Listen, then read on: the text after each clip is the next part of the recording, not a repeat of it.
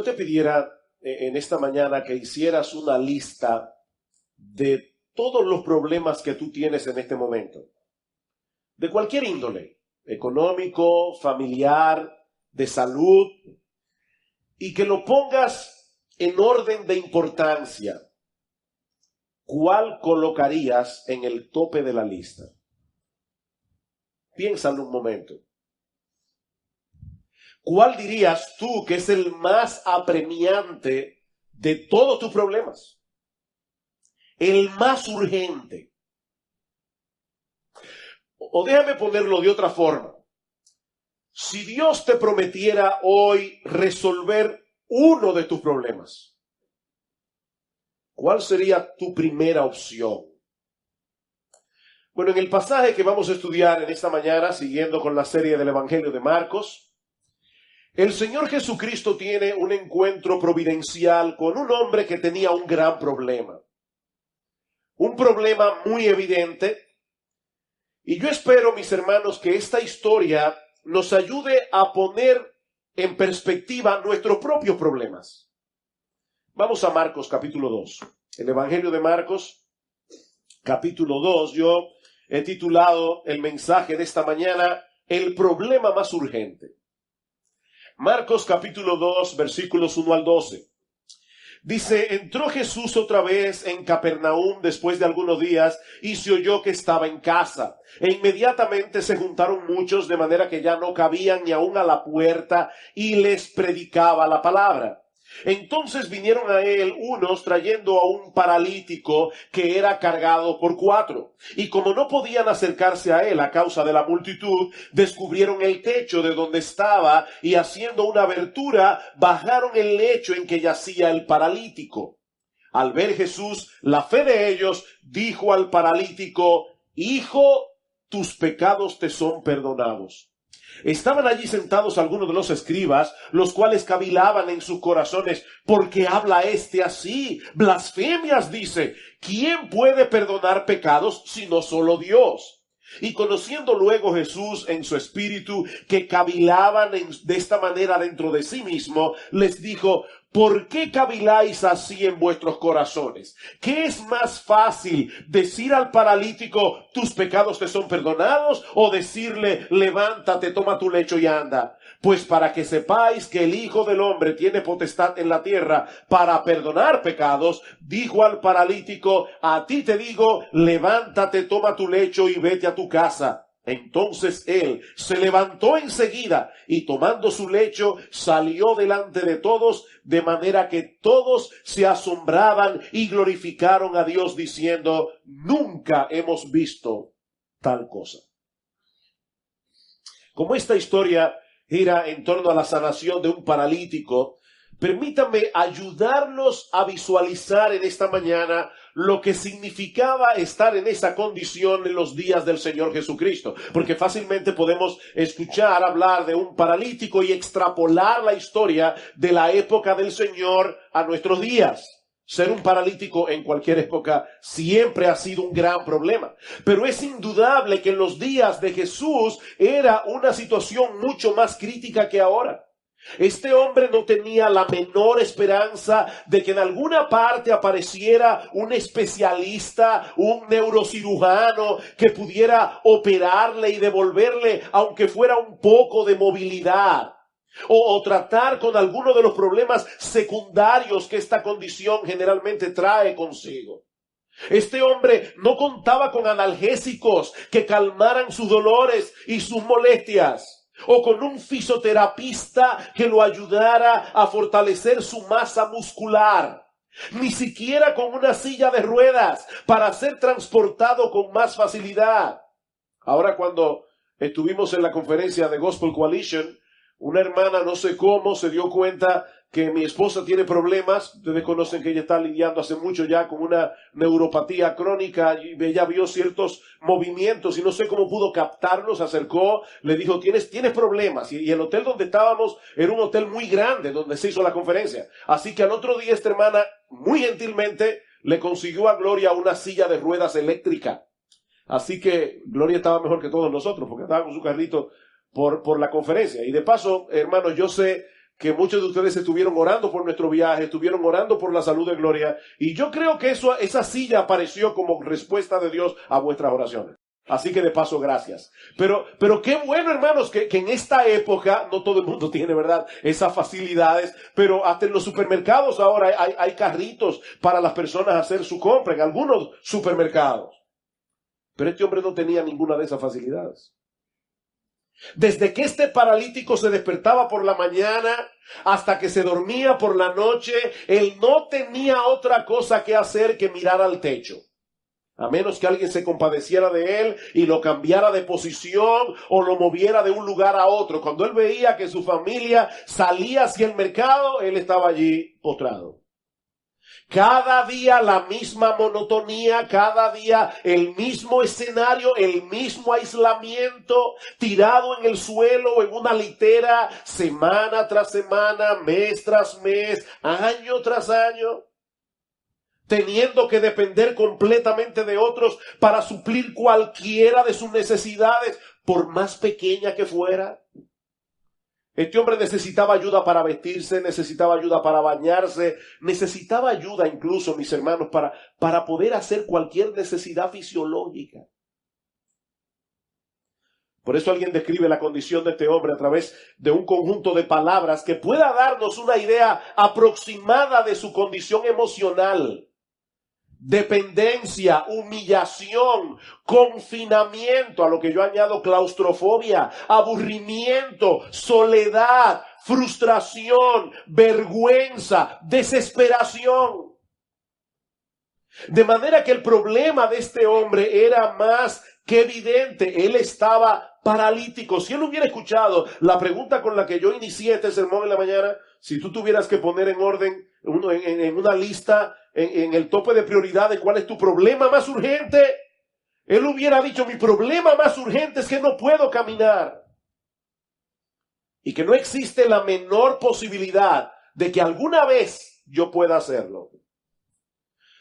Pero de repente aparece un hombre llamado Jesús en la misma ciudad donde vivía el paralítico, la ciudad de Capernaum, haciendo milagros extraordinarios, como vimos hace unas semanas atrás. Recuerdan cómo todo el pueblo se agolpó a la puerta para ver a Jesús y para ser sanado, y cómo él sanaba todo tipo de enfermedad. De hecho, inmediatamente antes del relato del paralítico, lo que Marcos nos narra es la sanación de un leproso.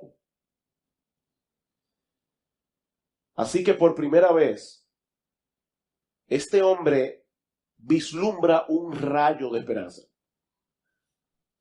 Hay una pequeña luz al final del túnel. Sobre todo porque este hombre cuenta con un grupo de amigos fieles. Un grupo de amigos que son capaces de hacer lo que fuera para llevarlo hasta Jesús. Así que ponen el plan en marcha. Toman al hombre, lo ponen en una litera, lo llevan a la casa donde está el Señor, pero al llegar se topan con una muralla humana impenetrable. Vean otra vez el versículo 1. Entró Jesús otra vez en Capernaum después de algunos días y se oyó que estaba en casa, e inmediatamente se juntaron muchos, de manera que ya no cabían ni aún a la puerta, y les predicaba la palabra. Había tanta gente en la casa que era imposible acercarse a Jesús, y mucho menos cargando a un hombre en una camilla. Pero estos amigos eran persistentes. Y de paso, hermanos, esa es una de las características de la fe. El que verdaderamente cree, actúa, porque cree. Y estos hombres creían, ellos tenían la convicción de que Jesús podía sanar a su amigo. Así que tomaron la decisión de llegar hasta él de la única manera posible: desde arriba.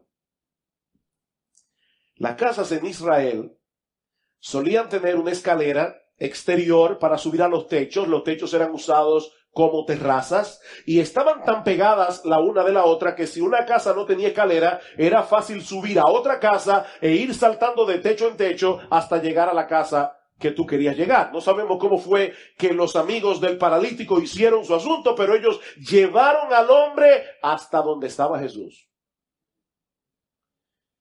Y de inmediato comienzan a abrir un hueco en el techo por donde bajar al paralítico. Por supuesto, hermanos, Los techos de aquellos días no eran como los de ahora. No se imagine algo así, porque habría que buscar un aparato mecánico para poder hacerlo. No, los techos de aquellos días eran de madera, cubiertos muchas veces de una capa de barro o arcilla, había ramas cubiertas por esta capa de barro.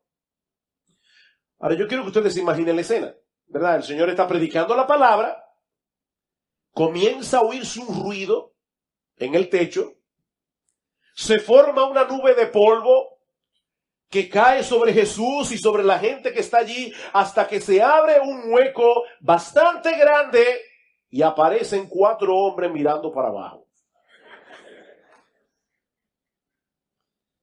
Y para colmo, están tratando de bajar a otro en una camilla. Cada vez que yo leo esta historia, yo trato de imaginarme cómo yo hubiera reaccionado si hubiera sido Jesús. Yo estoy ahí, ¿verdad?, enseñando la palabra y de repente comienzo a ver todo este movimiento y yo estoy casi seguro que mi reacción hubiera sido, ¿verdad?, si no hubiera leído la historia, mi reacción hubiera sido pedir de lo más amable posible a alguien en la audiencia que parara esos 4 imprudentes que me están estorbando para predicar. Pero eso no fue lo que hizo Jesús. ¿Saben por qué? Porque en vez de verlos como un grupo de necios interrumpiendo su predicación, Él los vio como hombres que tenían mucha fe. De hecho, tanto Mateo, Marcos y Lucas, los 3 evangelios que narran este evento, dicen que Jesús vio la fe de ellos. Jesús vio, no la imprudencia, no la necedad. Jesús vio la fe de ellos, la fe que tenían en Él. Y es importante aclarar aquí que mucha gente en el día de hoy habla de la fe como si la fe en sí misma tuviera algún tipo de poder, algún tipo de eficacia. ¿Han escuchado ustedes esta frase? La fe mueve montañas. No importa cuán grande sea tu problema, lo importante es que tengas fe. No, olvídate de eso. Lo importante no es que tengas fe. Lo importante es que tú tengas fe en el objeto correcto. Lo que hizo la diferencia en esta historia no fue la gran fe de estos hombres, sino el hecho de que por esa fe ellos llevaron al paralítico a la persona apropiada, nuestro gran Dios y Salvador Jesucristo. Así que no es simplemente tener fe, es tener fe en Jesús. Así que allí estaba el paralítico ahora delante de Jesús. Y yo me imagino a todos en la casa atentos a lo que el Señor iba a hacer con él. Pero en vez de hacer lo que probablemente todos esperaban que él hiciera, Cristo se dirige a este hombre y le dice: hijo, tus pecados te son perdonados. En el texto paralelo de Mateo dice la frase más completa: ten ánimo, hijo, tus pecados te son perdonados. Y esa frase, ten ánimo, en griego, lo que significa es: alégrate, llénate de gozo, llénate de alegría, hijo mío, tus pecados te son perdonados. Ahora, todavía no podía caminar. Él estaba exactamente en la misma condición física en la que él llegó.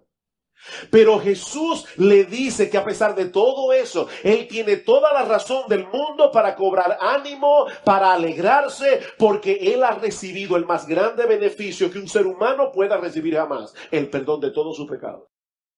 El perdón de todos sus pecados.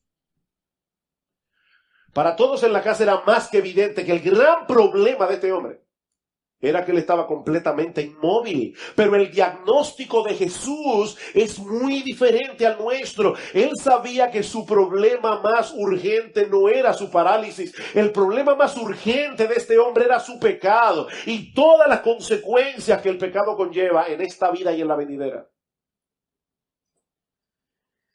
Y aclaro que cuando yo hablo de pecado, no me refiero únicamente a aquellos actos pecaminosos que la gente suele hacer: mentir, robar, matar, codiciar, envidiar, chismear, adulterar, y todos lo terminamos en ar. No, yo no me estoy refiriendo a eso. Yo me estoy refiriendo más bien a la fuente que produce todos esos pecados. Y es el hecho de que el hombre ha decidido vivir de espaldas a Dios. El hombre ha decidido hacer su propia voluntad, buscar su propia gloria. En otras palabras, el hombre ha decidido ser su propio Dios. De hecho, piensen por un momento en este paralítico. Él no tenía mucha capacidad para hacer actos pecaminosos. Él no se podía mover. Él no podía robar, él no podía adulterar, él no podía matar, pero podía pecar.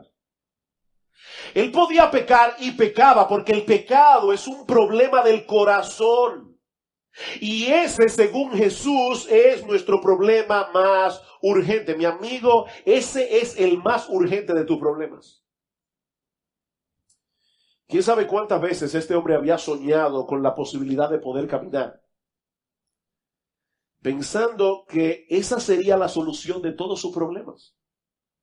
Si tan solo pudiera valerme por mí mismo, ir a donde yo quiera, como yo quiera, cuando yo quiera, yo sería el hombre más feliz. Yo creo que nunca más volvería a quejarme de nada, si tan solo volviera a caminar.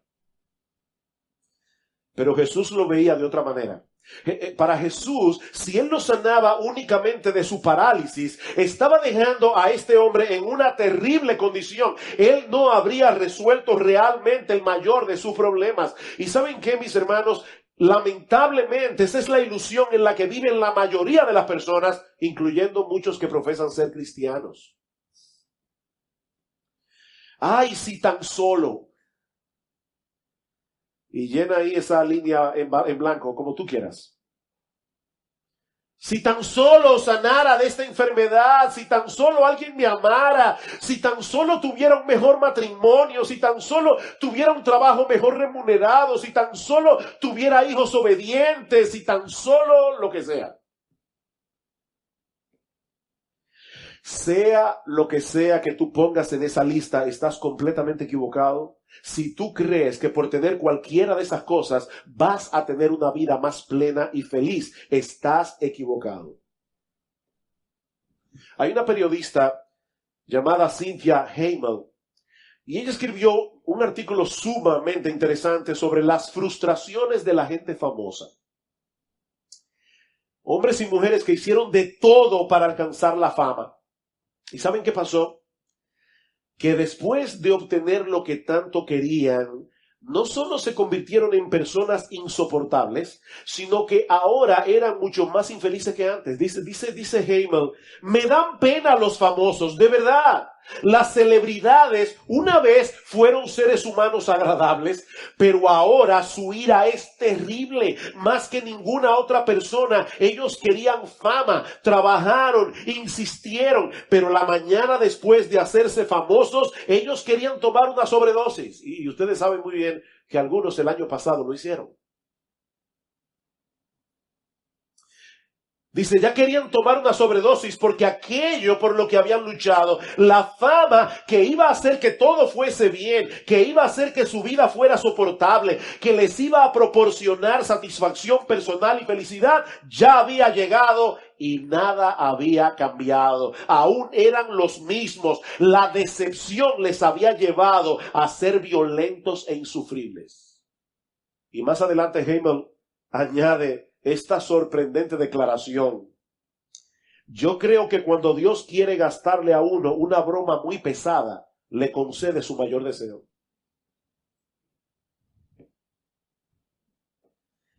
Pero eso no fue lo que hizo el Señor con el paralítico. Él no le dio lo que él quería, él le dio lo que necesitaba. No lo que él quería, lo que él necesitaba. Y no era la sanidad de su cuerpo, era la sanidad de su alma.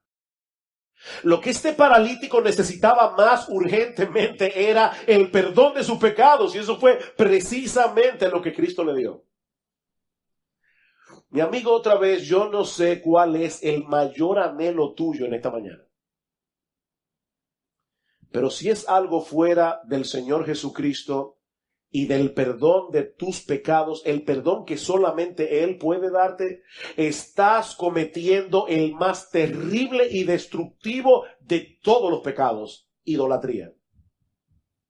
Idolatría. Estás buscando propósito y significado para tu vida en el lugar equivocado. Ese es el gran problema de los seres humanos. Van detrás de la reputación, de la belleza, de la popularidad, del dinero, de la diversión, y al final siempre terminan frustrados porque su mayor necesidad sigue allí. Así que lo primero que yo quiero resaltar en este pasaje es que según Jesús, ninguna necesidad humana es más urgente que el perdón de los pecados. Según Jesús, ninguna necesidad es más urgente que el perdón de los pecados. ¿Sabes por qué? Porque algún día tendrás que presentarte en el tribunal de Dios para dar cuenta por tu vida. Y en ese juicio nadie saldrá bien parado. Nadie saldrá bien parado. Dice la Escritura en Hebreos capítulo 4, versículo 13, que todas las cosas están desnudas y abiertas a los ojos de aquel a quien tenemos que dar cuentas. Dios conoce nuestra vida. Dios conoce cada íntimo detalle que tú crees que nadie conoce. Dice en Romanos capítulo 3, versículo 10, que en el mundo entero no hay justo ni aún uno, no hay quien haga lo bueno, no hay ni siquiera uno. Todos se desviaron, a una se hicieron inútiles. Todos. Absolutamente todos. Pero en medio de ese panorama tan aterrador, este pasaje contiene una increíble noticia. Y es que ese mismo Dios contra el cual hemos pecado, ese mismo Dios que ha sido ofendido todo el tiempo por nosotros, ese mismo Dios decidió resolver el problema a costa de un gran sacrificio. Versículo 6. Estaban allí sentados algunos de los escribas, los cuales cavilaban en sus corazones: ¿por qué habla este así? Blasfemias dice. ¿Quién puede perdonar pecados si no solo Dios? Y conociendo luego Jesús en su espíritu que cavilaban de esta manera dentro de sí mismo, les dijo: ¿por qué caviláis así en vuestros corazones? Interesante, ellos no habían expresado absolutamente nada con sus bocas. De hecho, la palabra que aparece en el versículo 8 es la palabra dialogizomai, de donde viene nuestra palabra diálogo. Jesús tiene el poder para escuchar nuestro diálogo interior. Todos tenemos un diálogo interior. No tenemos que hablar con nadie. Nosotros hablamos con nosotros mismos todo el tiempo. Y Jesús escucha ese diálogo interior que había en los corazones de estos líderes religiosos de Israel. Y lo interesante, mis hermanos y amigos que están aquí en esta mañana, es que en este caso el proceso de razonamiento de estos líderes era correcto. Absolutamente correcto, excepto en una cosa. Ellos pensaron: mira acá, Jesús está clamando tener poder para perdonar pecados. Correcto, perfectamente correcto, eso es así. Jesús no le dijo a este paralítico: hijo mío, ve a Dios para que te perdone tus pecados. Él le dijo: yo te perdono tus pecados. Así que ellos pensaron: ¿Jesús está diciendo tener la autoridad para perdonar pecados? Sí. Sí. Entonces, Jesús está diciendo que Él es Dios porque solo Dios puede perdonar pecados. Correcto otra vez. Correcto otra vez. Todos los pecados que nosotros cometemos, los cometemos primariamente contra Dios, y por lo tanto, solo Dios puede perdonar los pecados. Dice en el Salmo 51, cuando David peca contra Betsabé y peca contra Urías Eteo, y David confiesa su pecado delante del Señor y le dice: contra ti solo he pecado y he hecho lo malo delante de tus ojos. Y en el Salmo 103 dice: Él es quien perdona todas tus iniquidades. Así que estos líderes religiosos están allí con ese diálogo interior. ¿Jesús está diciendo que Él puede perdonar pecados? Pero solo Dios puede perdonar pecados. ¿Cuál es la conclusión? Jesús está diciendo que Él es Dios. Correcto otra vez. Eso era exactamente lo que Jesús le estaba diciendo. El Señor cuando le dice al paralítico, hijo, tus pecados te son perdonados, lo que le está diciendo en realidad es que todos los pecados que él había cometido en su vida, los había cometido contra Jesús. Y ahora él le dice, hijo, ten ánimo. Toda tu vida has pecado contra mí y ahora quiero que sepas que yo te perdono todos tus pecados. Imagínate que hay un individuo que es asaltado por una banda de 4 o 5, lo golpean, le roban y lo dejan tirado medio muerto en la calle. Lo llevan al hospital y entonces de repente aparece el mejor amigo del asaltado con una sonrisa de oreja a oreja y le dice, te tengo una buena noticia. Conocí a todos tus asaltantes y ya yo los perdoné. ¿Y quién te dio a ti permiso o autoridad para perdonar en mi nombre lo que me hicieron a mí? No hay un hombre en la tierra que tenga autoridad para perdonar pecados. Porque todos nuestros pecados son contra Dios. Por supuesto, los líderes religiosos de Israel no pueden aceptar de ninguna manera esa conclusión de Jesús y lo acusan de ser un blasfemo. La misma acusación que iban a hacer más tarde para acusarlo y llevarlo a la pena capital. Versículo 7. ¿Por qué habla este así? Blasfemias, dice.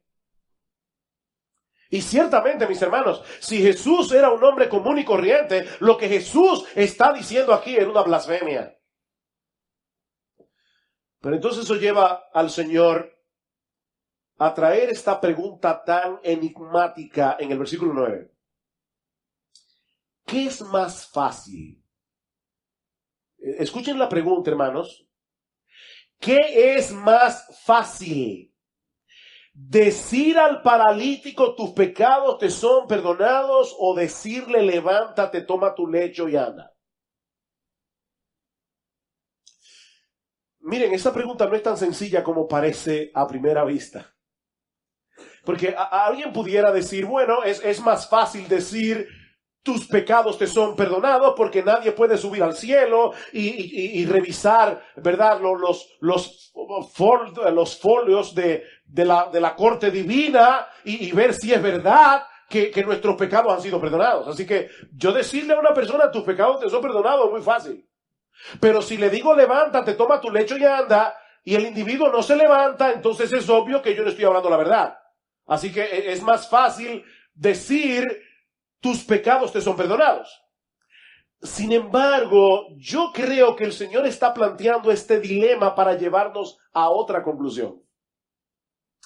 Ya Jesús había demostrado en el capítulo anterior que Él era capaz de sanar todo tipo de enfermedad. No olviden eso. Él acaba de sanar al final del capítulo 1 a un leproso. Solamente con decirle, yo quiero, sé limpio. Y dice que al instante la lepra se fue de él. Jesús tenía poder. Para él era fácil sanar a este paralítico. Era más fácil sanarlo que concederle el perdón. Porque ese perdón le iba a costar a Jesús mucho sufrimiento. Claro, el Evangelio de Marcos a estas alturas no nos revela todo lo que implicaba el hecho de que Jesús pudiera perdonar pecados. Yo no sé cuántos de ustedes alguna vez han pensado en esto, pero es una pregunta que yo me hacía en el pasado. ¿Cómo eran perdonados los santos del Antiguo Testamento? Porque Jesús no había venido todavía. ¿Tenían los santos del Antiguo Testamento, tenían la experiencia del perdón de sus pecados? Y la respuesta es sí, pero a crédito. O sea, los santos del Antiguo Testamento experimentaron un perdón a crédito. Ustedes saben cómo, pero usted va a la tienda, usted va a comprar un televisor o cualquier cosa y usted pasa su tarjeta de crédito, pero le dice, no se preocupe, son 6 meses sin inicial y sin interés. Y usted los primeros 6 meses disfruta de su televisión, pero a los 6 meses hay que pagar. Bueno, durante todo el periodo del Antiguo Testamento, Los santos fueron perdonados porque confiaron en la promesa de que iba a venir el Salvador. Y ellos manifestaban su confianza en esa promesa a través de los sacrificios de animales. Pero todos esos perdones de pecados fueron perdón a crédito. Hasta que Jesús muriera en la cruz del Calvario. Así que todavía el perdón del paralítico fue a crédito, pero fue perdón. Fue perdón. Más adelante Marcos nos va a revelar lo que le costaría a Jesús pagar ese perdón hasta el último centavo. Marcos capítulo 8. Marcos capítulo 8. Para algunas personas el perdón de los pecados es algo tan sencillo. Reza 10 Ave María, 4 Padre Nuestro y ya tienes. Escuchen este texto, Marcos capítulo 8, versículo 31. Y comenzó a enseñarles, tomen nota de cada palabra que aparece aquí, comenzó a enseñarles que le era necesario al Hijo del Hombre padecer mucho y ser desechado por los ancianos, por los principales sacerdotes y por los escribas, y ser muerto y resucitar después de 3 días. Cristo no está haciendo aquí una profecía de que eso era lo que él iba a hacer. Él está diciendo aquí que para que el hombre pudiera ser salvo, para que Dios pudiera concederle al hombre el perdón de sus pecados, era necesario que el Hijo del Hombre muriera en una cruz. Era necesario. Porque Dios es un Dios justo.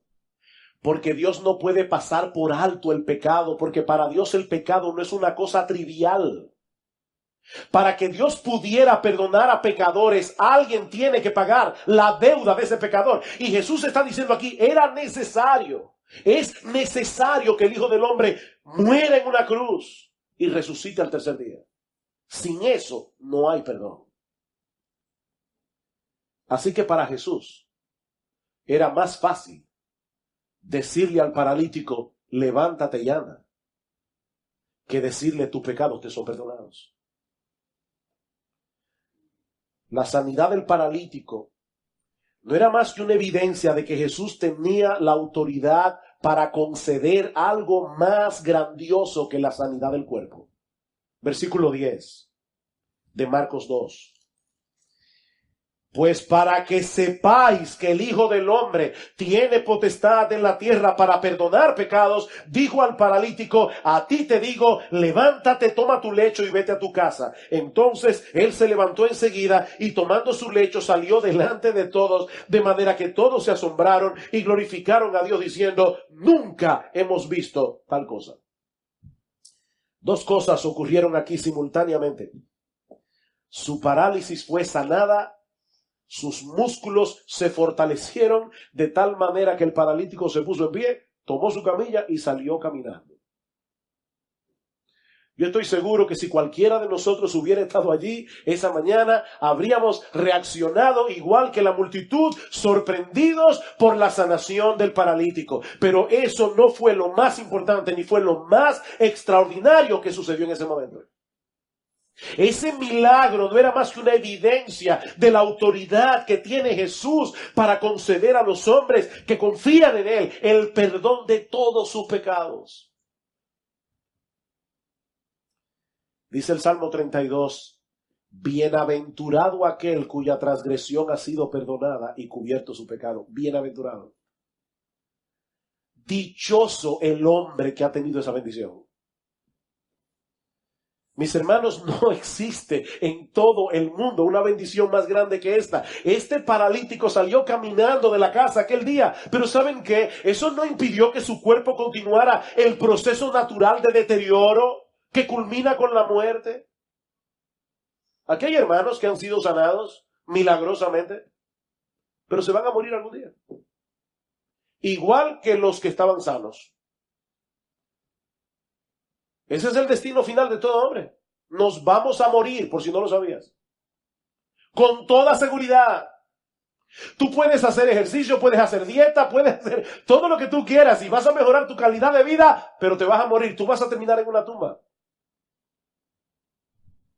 Como decía un letrero en un gimnasio, come bien, hace ejercicio y muérete de todos modos. Esa es la realidad. Esa es la realidad. En otras palabras, el beneficio físico que él recibió fue extraordinario, pero fue temporal. Fue temporal. Pero el perdón de sus pecados le aseguró a este hombre un lugar en la presencia de Dios por los siglos de los siglos. Por los siglos de los siglos. Y no solo eso, ese perdón le dio a este hombre, escuchen bien, este perdón le dio a este hombre la libertad y el gozo de saberse aceptado por Dios, no por lo que él hiciera, no por lo que él dejara de hacer, sino por la gracia que Jesús decidió otorgarle gratuitamente. Ahora, cuando estuvimos de viaje, Gloria y yo visitamos una librería cristiana. Nos hablaron de una librería que hay en Barcelona, muy grande. Y Gloria encontró un pequeño libro escrito por Tim Keller, este librito que está aquí, que se llama La respuesta del espejo. Solución definitiva a los problemas de autoestima. Y por cierto, lo recomiendo absolutamente. Está basado en un pasaje de 1 Corintios capítulo 3. Yo no voy a leerles el texto completo, pero tal vez sería bueno que leyeran conmigo 1 Corintios capítulo 3, porque es increíble cómo esto conecta con Marcos 2. Dice el apóstol Pablo, Pablo estaba siendo juzgado por los corintios y algunos de ellos estaban aún preguntándose si Pablo era un verdadero apóstol de Jesús. Y Pablo le dice, versículo 3, yo en muy poco tengo el ser juzgado por vosotros o por tribunal humano, y ni aun yo me juzgo a mí mismo, porque aunque de nada tengo mala conciencia, no por eso soy justificado, pero el que me juzga es el Señor. ¿Saben cuál es el problema que nosotros tenemos con la autoestima? Los psicólogos modernos dicen es muy importante que las personas tengan una sana autoestima. El problema es que la autoestima de los hombres viene a través de lo que los demás piensan de él, del valor que los demás le atribuyen o del valor que él se atribuye a sí mismo. Entonces ahí están los hombres tratando de probar algo a los demás, de que él vale algo, de que su vida tiene propósito, de que él es una persona importante, pero nunca llenamos la medida de lo que el mundo quiere de nosotros. Ese es el problema. Si tú vas a vivir para los hombres, te tengo una mala noticia, tú nunca vas a poder agradar a todo el mundo. ¿Cuál es la solución? Bueno, el mundo dice, no te preocupes por lo que los demás piensan de ti. Lo importante es lo que tú piensas acerca de ti mismo. ¿Sabes qué? Eso tampoco es una solución. Porque o tú te pones un estándar demasiado bajo para poder cumplirlo, y eso te va a frustrar también. O tú vas a vivir frustrado porque tampoco vas a llenar la medida de lo que tú crees que tú deberías ser. Así que esa no es la solución. Escucha lo que dice Tim Keller en este pequeño libro acerca de ese tema. Dice, Pablo está hablando aquí como si estuviera en un tribunal. Él dice, yo no soy juzgado por ustedes ni por ningún tribunal humano. Y dice, ¿te das cuenta la manera en que Pablo dice que no le importa lo que los corintios piensen de él o lo que piense ningún tribunal humano? Resulta extraño que hable sobre tribunales. Después de todo, los corintios no eran un tribunal. Yo creo que él habla de forma metafórica. Y dice que el problema con la autoestima, sea alta o sea baja, es que cada día estamos en la sala del tribunal. Esa es la manera en que funciona la identidad de cada persona. En la sala del tribunal se encuentra el fiscal, todos los demás, y el defensor, que soy yo. ¿Ustedes se dan cuenta que siempre estamos justificándonos? Porque estamos en un tribunal. Y todo lo que hacemos es mostrar la evidencia para el fiscal y para el defensor. Algunos días parece que ganamos el juicio y otros días sentimos que lo perdemos. Pero Pablo dice que ha encontrado el secreto. ¿Saben cuál es? Que el juicio ya se terminó para él. Él está fuera de la sala del tribunal. Ya está, se terminó. Porque el veredicto fundamental ya está dado, lo dio Dios. Hijo mío, tus pecados te son perdonados. Ya que importa lo que piense el otro, tus pecados te son... El Dios del cielo, el Dios de toda perfección, te dice, hijo mío, ten ánimo, tus pecados te son perdonados, ya tú no necesitas nada más. Tus pecados fueron perdonados. Y aunque Keller no cita en ninguna parte de este libro Marcos capítulo 2, yo sabía que cuando llegara esta semana yo iba a predicar este domingo acerca de este pasaje y constantemente me venía esa frase de nuestro bendito Señor y Salvador Jesucristo: hijo mío, ten ánimo, tus pecados te son perdonados. ¿Saben cuál es el problema que plantea la psicología del mundo con respecto a la autoestima? ¿Saben cuál es el problema? Que en el mundo el veredicto viene después del desempeño. O sea, tú siempre estás tratando de probar que eres alguien. El veredicto viene después del desempeño. Todos juzgan tu valor, tu lugar en el mundo de acuerdo a lo que haces, de acuerdo a lo que puedes lograr, y nunca es suficiente. Nunca. Me llamó la atención una entrevista que le hicieron a Madonna en la revista Vogue. Y definitivamente Madonna en esta declaración yo creo que es más sincera que muchos cristianos. O por lo menos vamos a decir que allí ella muestra que conoce un poco su corazón.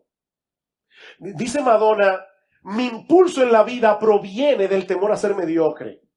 Eso es lo que siempre me empuja. Dejo atrás la fascinación y me descubro a mí misma como un ser humano especial, pero luego siento que aún soy mediocre y poco interesante, a menos que haga otra cosa, porque a pesar de que me he convertido en alguien, todavía tengo que probar que soy alguien. Mi lucha nunca ha terminado y creo que nunca va a terminar. Madonna, una mujer famosa, una mujer que tiene todo lo que ella quiera, una mujer popular, pero esta mujer ha llegado a entender que no importa lo que tú logres en este mundo, nunca es suficiente. Es como una sanguijuela que tenemos adentro que dice: dame más, dame más. ¿Saben qué es lo glorioso del Evangelio? Lo glorioso del Evangelio es que el veredicto viene primero y el desempeño después. ¿Oyeron eso? En el Evangelio el veredicto viene primero. Este paralítico no había hecho nada, era un paralítico. Él no había hecho ninguna buena obra, él no estaba en un club de caridad, él no era del Club Rotario ni de los Leones, él no había hecho nada. Pero de pura gracia Jesús le dijo: hijo, ten ánimo, tus pecados te son perdonados. ¿Saben lo que eso produce? Eso produce en el hombre una gratitud que lo energiza para hacer algo. Así que en el Evangelio el veredicto viene primero, tus pecados te son perdonados, el desempeño viene después, como consecuencia del veredicto. Por medio de la fe en Jesús, el Dios del cielo perdona todos nuestros pecados y pone en nuestra cuenta la justicia perfecta de su Hijo. O ustedes no desayunaron esta mañana o están medio dormidos. ¿Tú oíste eso? Por medio de la fe en Jesús, piensa en todos tus pecados, todos los pecados que tú has cometido en toda tu vida. Por medio de la fe en Jesús, el Dios del cielo, el perfecto en santidad, el perfecto en justicia, aquel que juzgará a los hombres en el día del juicio, perdona todos tus pecados. Pero no te deja así. No te deja así. Si tú tuvieras una deuda pendiente con el banco de $40 millones y aparece un buen samaritano que te dice: no te preocupes, yo voy a pagar tu deuda completa en el banco. Cuando él pague tu deuda, ¿sabes en cuánto va a estar tu cuenta del banco? En cero. Así que Jesús no se limita a perdonar pecados, sino que ahora pone en nuestra cuenta bancaria su justicia perfecta por medio de la fe. Aleluya, aleluya, gloria al Señor. Eso es increíble. Por pura gracia, gratuitamente, por medio de la fe. Al que no conoció pecado, por nosotros lo hizo pecado, para que nosotros fuésemos hechos justicia de Dios en él. Dios me ve a mí ahora como él ve a su Hijo. Y Dios, por causa de que yo estoy, mi vida está escondida en Cristo, Dios me ve a mí como ve a su Hijo y me trata como su Hijo. Dios le dice a cada uno de sus hijos, a cada uno, óyeme bien, porque está en Cristo, este es mi hijo amado en el que yo tengo complacencia. ¿Qué problema de autoestima puede tener una persona que crea eso? Y ya qué importa lo que piensen los demás. De hecho, ¿qué importa lo que pienses tú mismo acerca de ti mismo? Pablo dice, ni aún yo me juzgo a mí mismo, porque ya yo no estoy en un tribunal, el juicio terminó. Ya no estoy en el tribunal. Y el veredicto ya fue emitido. Mi amigo, yo no sé cuáles son los problemas que te agobian en esta mañana, pero créeme, ninguno de ellos puede compararse con el problema que tú tienes con Dios por causa de tus pecados. Los problemas son temporales, los problemas que tenemos son temporales, pero este tiene repercusiones eternas. Recuerda, algún día te presentarás delante de Dios para ser juzgado y ningún ser humano será absuelto en ese tribunal, ni uno solo. A menos que se hayan parado por la fe en la justicia perfecta de Cristo y en su muerte en la cruz. El que cree en mí tiene vida eterna y no vendrá a condenación, mas ha pasado de muerte a vida, dice el Señor. Así como Cristo perdonó al paralítico aquel día, así puede perdonarte a ti ahora, en este mismo instante, porque su autoridad y su poder no han perdido vigencia, pero tienes que venir a Él confiando en lo que Él ha hecho para salvar a pecadores. Él vivió esa vida de perfecta obediencia, ese desempeño que la gente demanda de nosotros y mucho más. Jesucristo lo vivió. Él lo hizo ya. Y luego fue a la cruz a morir en nuestro lugar por todos nuestros pecados, para que todo aquel que en Él crea no se pierda, mas tenga vida eterna. Ese es el gran mensaje del Evangelio. El justo murió por los injustos para llevarnos a Dios. Pero tienes que decidir ahora lo que tú vas a hacer con esta sorprendente noticia. Porque, mi amigo, si tú decides no hacer nada en la mañana de hoy y dejar las cosas como están, te estás colocando a ti mismo en la posición de los líderes religiosos de Israel e indirectamente estás acusando a Jesús de ser un blasfemo. ¿Tú oíste eso? Tú estás escuchando la oferta del Evangelio, el perdón de tus pecados por medio de la fe, porque Jesús te lo está ofreciendo. Si tú decides no hacer nada y no venir a Cristo hoy en arrepentimiento y fe, entregándole completamente tu vida, tú te estás colocando a ti mismo en el grupo de los escribas y indirectamente tú estás uniéndote a su acusación de que Jesús es un blasfemo.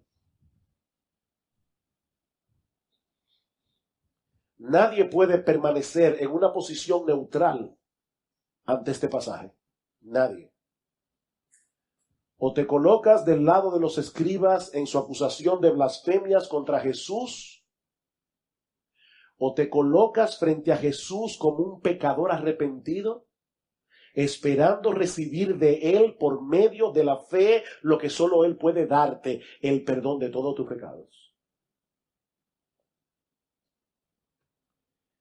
Mi amigo, no existe otra opción. O tratas a Jesús como un blasfemo que pretende ser Dios, o te postras ante Él reconociendo que Él es el Dios encarnado, que vino al mundo a salvar pecadores por medio del sacrificio de sí mismo. ¡Qué gran salvación! Y qué gran Salvador. ¡Qué gran Salvador! Quiere el Señor manifestar su poder en este día, obrando en la vida de muchos, arrepentimiento y fe, para que puedan salir de este lugar con el alivio, la libertad, el gozo, la alegría de saber que todos sus pecados fueron perdonados por aquel que tiene potestad en la tierra para perdonar pecados, nuestro gran Dios y Salvador Jesucristo. Pero es también mi oración que los creyentes de Iglesia Bíblica del Señor Jesucristo y todos los creyentes que están aquí hoy Salgan de este edificio gozosos y animados con un mayor aprecio y un mejor entendimiento de la gran salvación que nuestro gran Salvador nos ha otorgado por gracia por medio de la fe. Hijo, ten ánimo. Hijo, ten ánimo. Tus pecados te son perdonados.